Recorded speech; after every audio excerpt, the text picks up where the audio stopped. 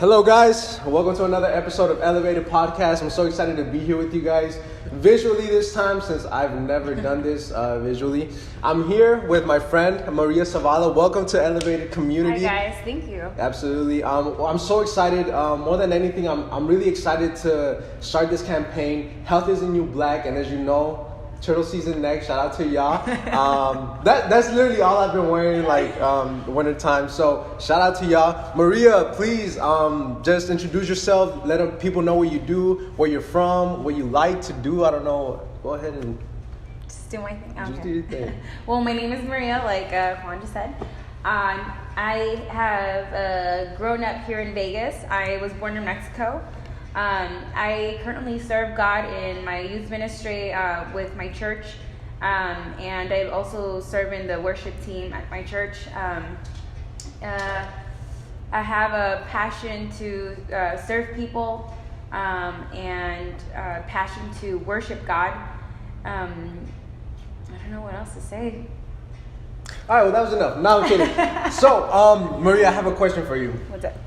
If you could eat one thing, just you had to eat this thing for the rest of your life. Like, it doesn't matter if you're eating a hamburger, you have to eat this with it. It doesn't matter if you're eating pizza. One thing, what would you eat for the rest of your life? Like, as a side. As a side thing? Not a side, but you have to include that ingredient or that food. What would it be? It's hard for me because there's two things. But I guess the main one would be salt. Salt. Edwin, her boyfriend's over here, guys. Edwin, come say hi to the people. To the people. To the people. To the kings. To we the people. Hi, people. All right. He's out on me. All right. Salt and what else? Lemon. And lemon. She's Mexican, you guys. She's Mexican. Today we're gonna be talking about anxiety, guys, and I just really want to start off with a quote, and this quote reads like this: "Anxiety is love's greatest killer. It makes you feel as you might when you're seeing a man drown and he holds you down. You want to save him, but you know he will strangle you with his panic." And that was by Anis Nin. I love that quote because there's so many things. I've heard this recently. We operate in a state of love or a state of fear. And anxiety causes fear. And so we can't operate in love. And as human beings, the healthiest way, and as children of God, the healthiest way to live out is loving people. And so, what do you think about that? I agree with you. When you're living in a state of fear and constant worry, it's so hard for you to focus on actually expressing love or even receiving love. Yeah. It's really difficult to allow for love to come in and for you to be able to give it to others when your main focus is on the fear that you have or the worry that's on your mind or these multiple of just thoughts in your head. Yeah, absolutely. So guys, without further ado, let's get this message started. Welcome, Maria, again to Elevated Community. Thank you for having You're me. part of the community now, right? I've been part of the community. There we go. Well, not. All right, guys. So I wanted to start off by defining what anxiety is. And so I looked in Google. Google is man's best friend. Shout out to God for making Google and technology. Hey, okay. Weird question, right? If God came, if Elijah was still alive today, and God took him in that chariot, in that fire chariot, would it be a Ferrari or would it still be a chariot? Because Ferraris weren't invented back then. I think it'd be a chariot. I don't think God's No, but when you think about it, chariots were like the automobiles of then. Yeah. There were no Ferraris back then, It'd be an Aston Martin. Right? Do you think do you ever think of stuff like that? Or I was just weird? Aston Martins are plastic. Or Rolls Royce. Do you think God would have picked my boy up in a anyways? Rolls Royce. For real, that's an honest question. I don't know, because God is modern. I don't know. Anyways, so, so anxiety is defined as an intense, excessive, and persistent worry and fear about everyday situations. You may feel fast heart rate, rapid breathing, sweating, and feeling tired also may occur. So, Maria, my question to you is, what is anxiety in a general sense to you? In a general sense, well, I mean, you can experience anxiety in all of that.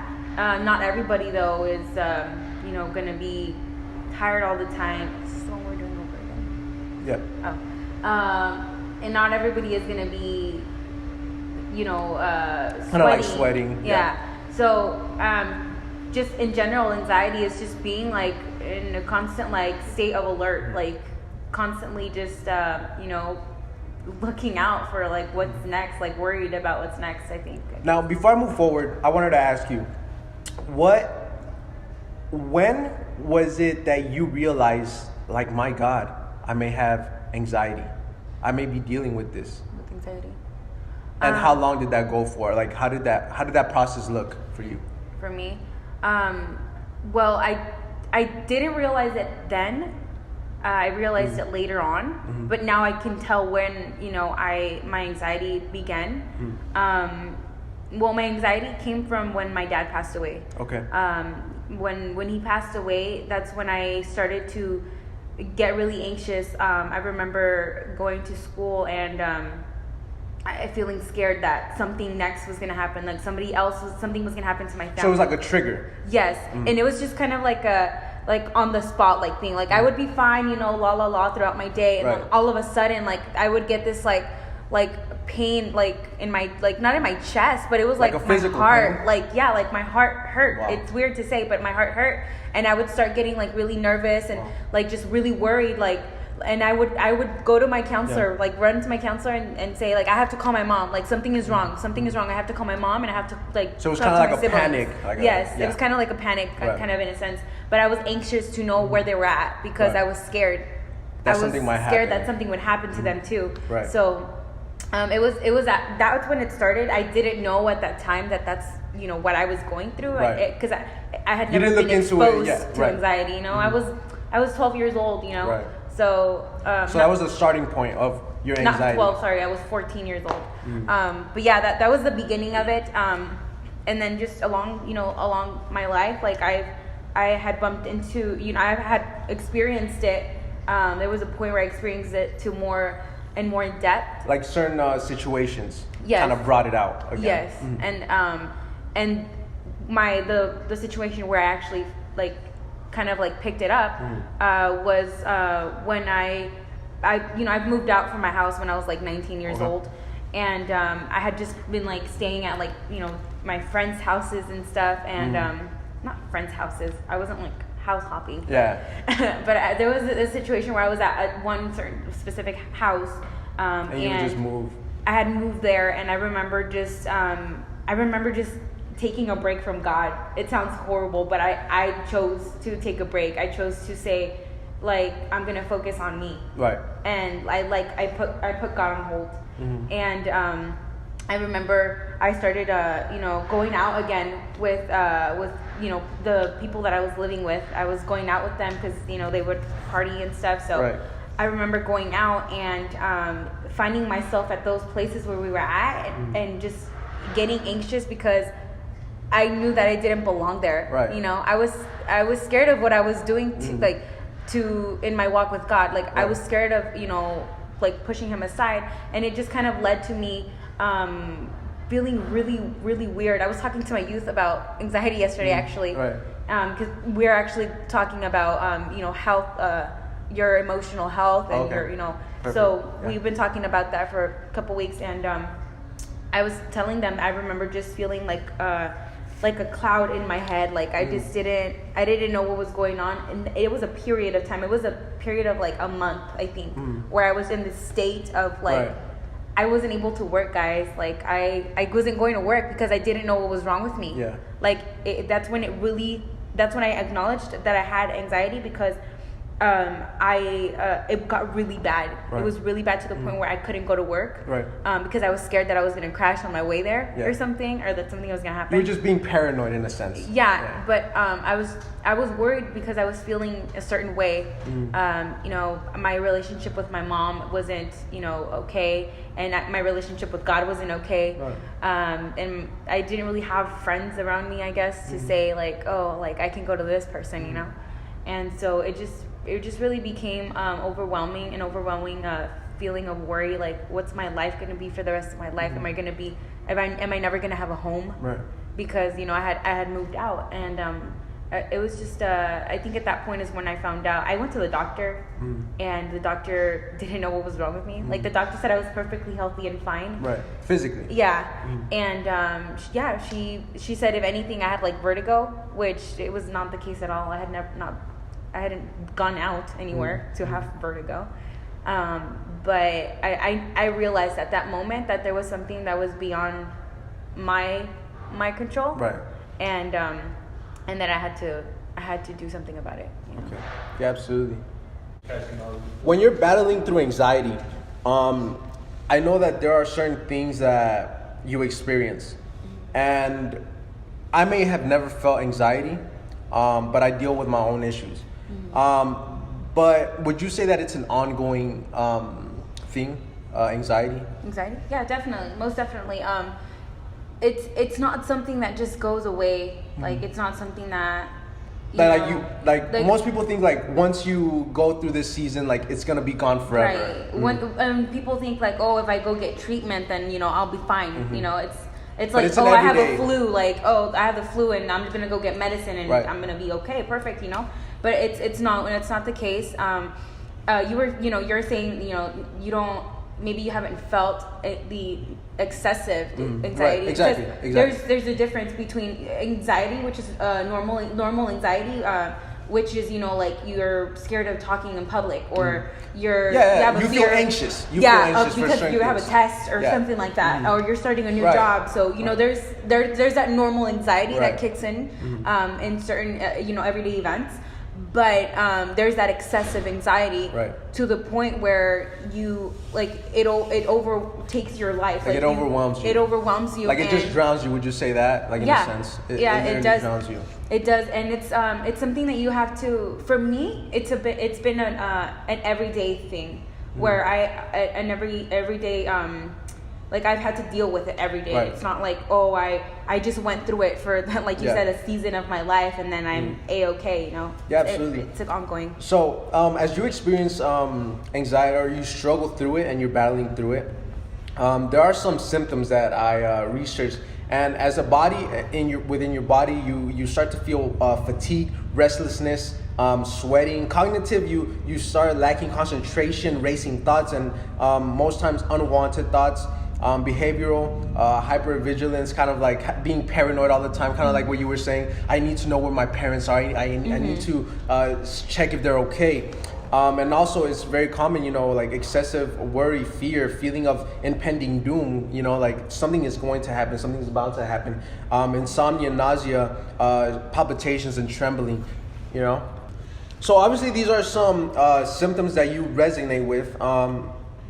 Going through anxiety, what do you think the pillar of your struggles was? Something that was always there when you woke up, when you know, like you woke up, that thought was there, or whatever it may be. What was like? Give us 3 prime things that you struggled with as far as symptoms that were always constantly there. I believe you mentioned nausea. So nausea was one of the things that well, first of all, it's always been my thoughts. It's always been thoughts. You know, us girls were really great at, you know, just making all these stories in our heads. Right. So it's something that I really struggled with is, you know, like just not making up things, but assuming. Right. And just, you know, going through overthinking situations things, over and over and over again in my head. And that's from the moment that I wake up. Right. Then, you know, comes when I, you know, throughout my day, like say something else, like triggers my anxiety even more, then I do get nauseous, and, Right. and I have gotten to the point of throwing up. There was actually a season in my life where But you weren't pregnant. no, For I the was- record. I'm not No, I'm kidding, pregnant. I'm kidding. But there was a moment in my life where anxiety was just really great within me. That it did lead me towards, like, it was like a weekly, maybe bi-weekly thing where I just felt really nauseous sometimes, and I would throw up. And it's not that I wanted to, I didn't want to, because throwing up is not. So I know that you mentioned, greatly. Would you say that anxiety has a power over you in a sense that you are the puppet and that's the master? Like, you just literally, within relationships, work life, school life, personal life, would you say that you were just going through the motions, that you weren't even thinking of what you were doing? It was just kind of like on autopilot, would you say? Yeah, at some point in my life, I'm telling you, in this season of my life where I was at, it was just like I would wake up and I wouldn't even try, like I wouldn't even, it was just something that was just there, like it was just there, and it does overpower you, but I've come to realize that it overpowers you when you allow it to. Yeah. Yeah, absolutely. And you mentioning that, I was gonna also add, what is that thing that kind of like broke that mold and allowed you to step out of anxiety and start overpowering it or overcoming it? What allowed me, what brought me to realize it?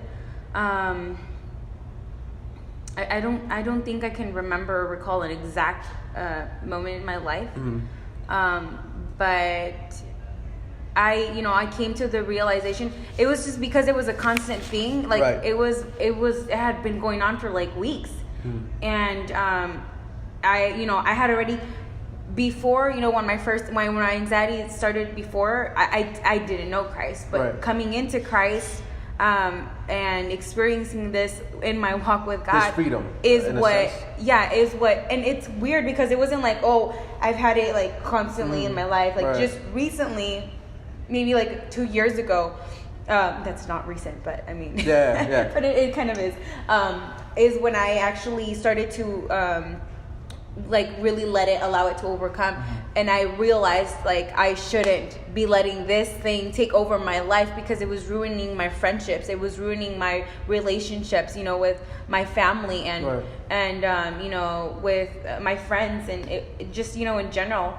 So I realized that I couldn't allow for this anxiety to be in control anymore, because I was going nowhere with my life, and right. I was just feeling miserable all the time. So I want to finish off with this. There's obviously treatments to anxiety. There's obviously self-care, such as physical exercise, stress management, therapies, meditations, obviously medications, specialists, clinical psychologists. But what are some things, and I want to finish off with this because I want to give people practical things that they can do in their daily life to overcome their anxiety. And if you're battling with that, what are some things that you do or that you implement in your life daily so that you can be maybe, quote unquote, one step ahead of anxiety? Correct. Well, the first thing, guys, is just acknowledging that you are experiencing anxiety. I know maybe as Christians, sometimes it can be like we can feel shameful because, we're Christians, right? We shouldn't be experiencing anxiety or fear. We shouldn't have worry of the day of tomorrow, right?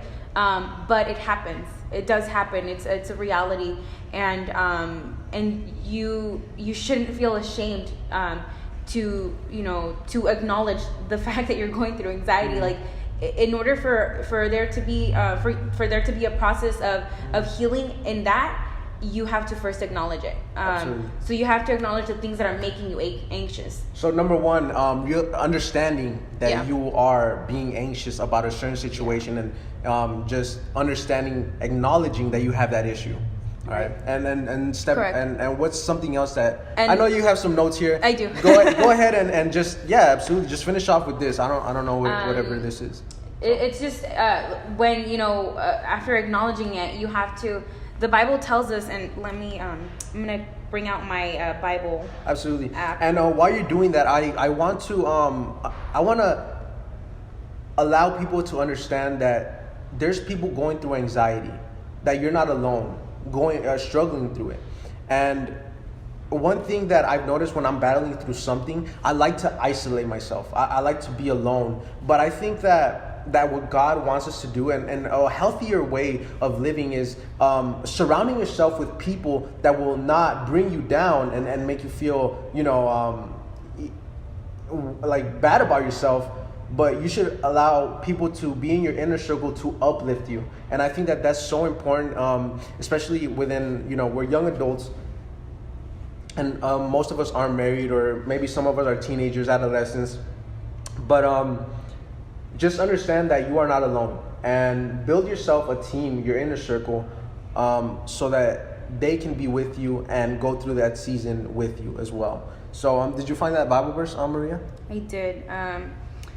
So this verse really has stuck with me for a while. I'm not the type that just memorizes verses and I just pull them out of. I'm not like that. But anyways, this verse really pull them out of the hat. You know what I'm saying? I was gonna say pull it out of my sleeve. Okay. So this verse says, "When doubts filled my mind, your comfort gave me renewed hope and cheer." In so many, there's other versions that I like. I don't remember what version it's in. But it says, when anxiety was great within me, you brought me hope, you brought me comfort. And that's good. In that verse, this man is actually acknowledging first that he has anxiety. Right. And secondly, he's acknowledging that the one who can bring him the hope and the peace that he needs is God. Yeah. And for me guys, God has been my treatment. My relationship with Him has been my treatment. Aside from other treatments that you've mentioned. Exercising and I don't know, get a hobby, like something that's gonna help you distract your mind from these racing thoughts. Absolutely. Friends are so important, and it's so important for us to find the right friends, because there's gonna be people that are just gonna come and go in your life and really don't care to stay. It's just a momentarily thing, and that's fine, because there's people that are just gonna be that for you in your life. But there's people that are actually gonna surround you and are actually gonna lead you to a healthier lifestyle, and are gonna lead you to Christ. And people that are going to actually be there for you and actually truly care about you. So be careful who your inner, choose wisely who your inner circle is going to be. You need to make sure that these people are making you better and not worse. She's Mexican, so maybe you've heard this before. Dime con quién andas. Y te diré quién eres or something? It's something like that. Yeah. I so heard shout out to that. But yeah, thank you so much, Maria. Thank you for being in my channel, Elevated Community. I hope you guys enjoyed this episode. Health awareness is something that I'm very big on, because I think that our spirituality, our mentality, our emotions, our physicality is something that God wants to be whole. And so I just hope that you guys enjoyed this episode. Maria, thank you so much for joining me. Any last words that you want to say to my viewers? So on. Just on this topic, just really, just bring your burdens to God, guys. Bring it before God, and trust Him. I know it's hard when you're going through this anxiety. Some of us have a hard time trusting that there's someone out there that actually cares. But if there is someone that I can actually say that it will always want to bless you and give you hope and better you, is going to be God. God is always going to be there for you. He will never leave you nor forsake you, and that's one of His promises. And just hold on to His promises, guys. Understand that you're not alone. That you don't need to deal with these type of issues on your own. Like you shouldn't have to. And just really bring your burdens to God every day. It's an ongoing thing. This verse doesn't, God doesn't promise us that all of our worries or anxiety or fears are going to go away. No, there's a reason why sometimes they're still there. you know, and a lot of the times I believe it's because he wants us to keep coming back to him. Yeah. So keep coming back to him every single day as you're, you know, going through this process of, you know, healing and restoration, and bring your burdens to God and allow for him to take over, but really allow for him to take over. Don't just try to manage it on your own. It doesn't work. It just leads you to deeper holes. Yeah. But yeah, just hold on to God's promises, guys, and surround yourselves with the right people. Yeah, guys. So, Elevated Community, thank you so much. I love you guys. Tune in next week where I'm going to be talking about our physical health. I got a special guest for you guys as well. Maria, it was a pleasure. It was a pleasure. Thank you for having me.